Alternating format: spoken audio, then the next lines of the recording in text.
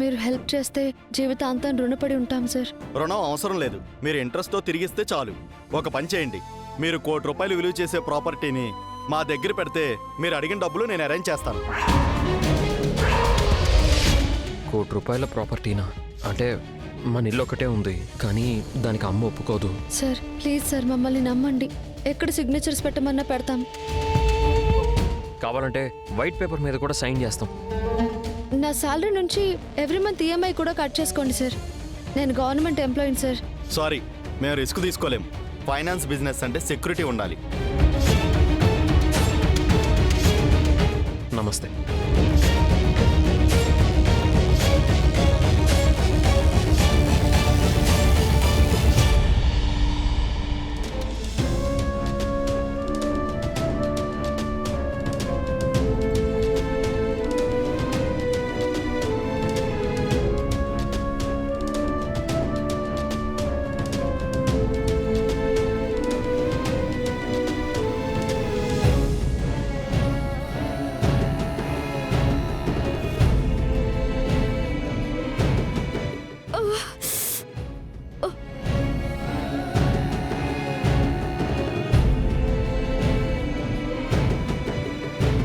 శ్రీను ఎక్కడికి వెళ్ళాడు? Tablets water చేతికి అందకుండా దూరం పెట్టాడు. ఈ కాలు కింద పెడదామా అంటే నొప్పి తట్టుకోలేకపోతున్నాను. అత్తయ్య అత్తయ్య, ఏంటి? నాకు కొంచెం ఆ టాబ్లెట్స్ వాటర్ బాటిల్ ఇస్తారా?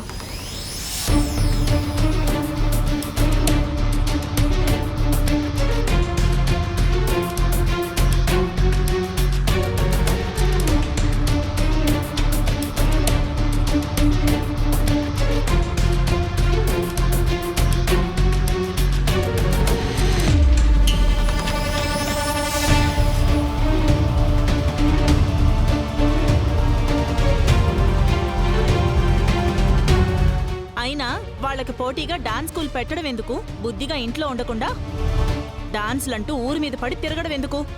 ఇలా కాళ్ళు చేతులు విరగొట్టుకుని ఇంట్లో కూర్చుని అత్తగారితో సేవలు చేయించుకోవడానికా? సిగ్గుగా అనిపించడం లేదు నీకు?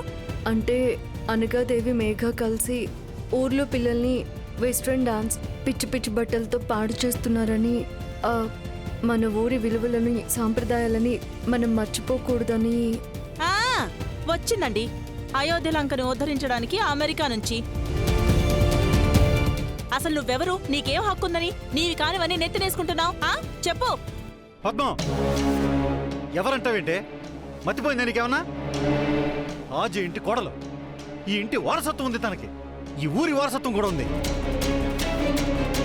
తనకి ఈ ఊరి మంచి చెడ్ల గురించి ఆలోచించే పూర్తి అధికారం ఉంది.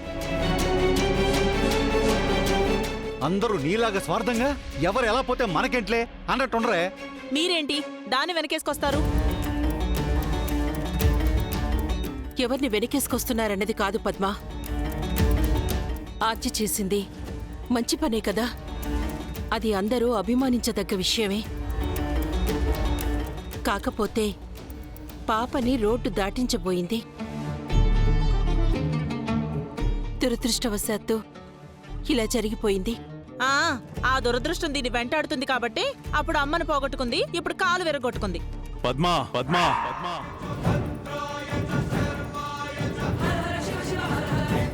నీకు ఆద్య నచ్చలేదు, కోపం చూపిస్తున్నావు.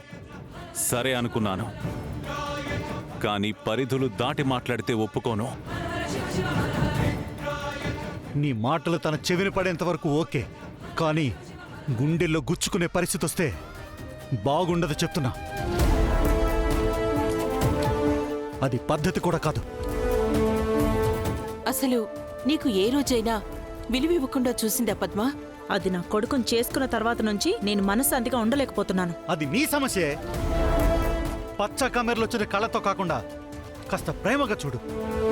ఆజ్యొక మనిషిలా కాదు, దేవతలా కనిపిస్తుంది. అది నాకెప్పుడూ దెయ్యమే. ఈ మాట ఒక దెయ్యం చెప్తుందండి.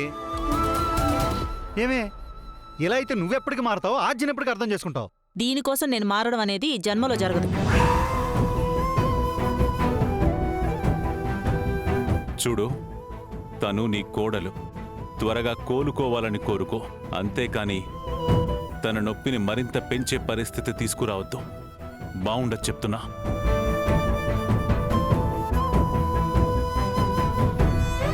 విధిరాత ఎప్పుడు ఎలా ఉంటుందో ఎవరికి తెలుసో. అది తన స్వయం కృతాపరాధం కాదు. పుండు మీద ఇంకా కారం చల్లకు పద్మ.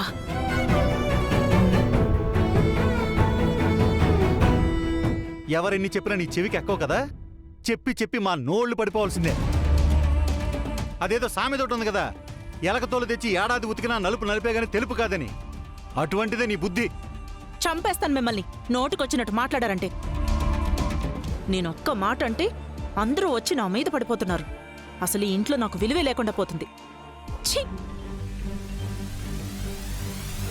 అంతేనమ్మా, దాని బుద్ధి ఇంక మారదు. నువ్వేం బాధపడకు.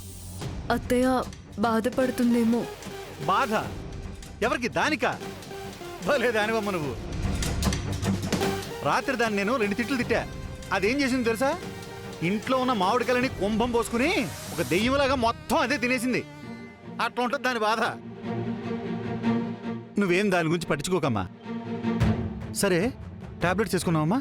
మామయ్య నన్ను కొంచెం బయటికి తీసుకువెళ్ళండి ప్లీజ్. అలాగే అమ్మా, దా.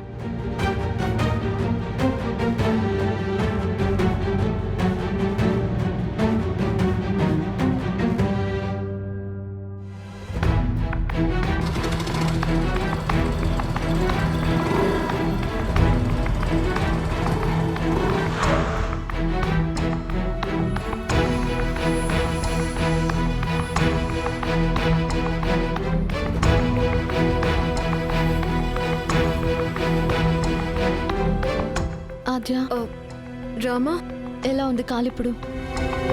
పర్లేదు, ఎందుకో నిన్ను చూడాలనిపించింది. నువ్వే వచ్చేసావు. శ్రీను బావా లోపలున్నాడు. రామా ఏమైంది అలా ఉన్నావు? అది ఇప్పటికే ఆద్య తన లెగ్ ప్రాబ్లం అయ్యి చాలా ఇబ్బందుల్లో ఉంది. ఈ విషయం చెప్పి ఇంకా ఇబ్బంది పెట్టడం కరెక్ట్ కాదు. చెప్పు రామా, ఏమైంది? ఏం లేదు, అలా ఊరికే నాన్నతో మాట్లాడి వెళ్దామని వచ్చాను. లోపలున్నాడు. సరే ఆద్య, నువ్వు జాగ్రత్త.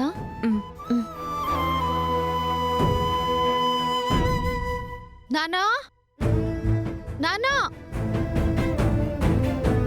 పిన్ని, నాన్నని చూసావా? ఇప్పుడే బయటికెళ్లారు. ఏమైంది? ఏదైనా అర్జెంట్ అమ్మా? అది పాపకి ఆపరేషన్కి సంబంధించి కొంచెం డబ్బులు అవసరమయ్యాయి.